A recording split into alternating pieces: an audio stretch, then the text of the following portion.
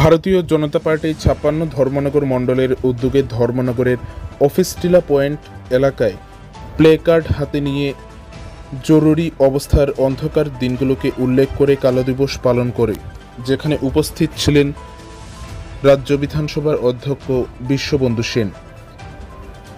২৫শে জুন মঙ্গলবার দুপুর আনুমানিক ১২টা নাগাদ এই কালো দিবসটি পালন করা হয়।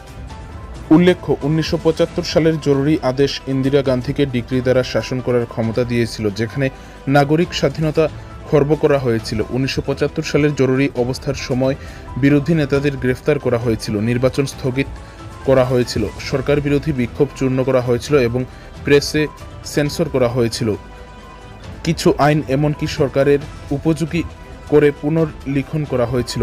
MICA এর মতো কঠোর আইন শক্তিশালী করা হয়েছিল। সরকার মৌলিক অধিকার প্রয়োগের জন্য আদালতে যাওয়ার অধিকার স্থগিত করেছে। এছাড়াও অভ্যন্তরীণ জরুরি অবস্থা আরোপ করার আগে থেকেই একটি বাহ্যিক জরুরি অবস্থা জারি ছিল। মৌলিক অধিকার স্থগিত করার সাথে সাথে বিজয়রাজে সিং, অটল বিহারী বাজপেয়ী এবং লালকৃষ্ণ আদবানির মতো বিরোধী নেতাসহ বেশ কয়েকজন নাগরিক, সাংবাদিক এবং রাজনীতিবিদকে বিনা বিচারে গ্রেফতার করা হয়েছিল।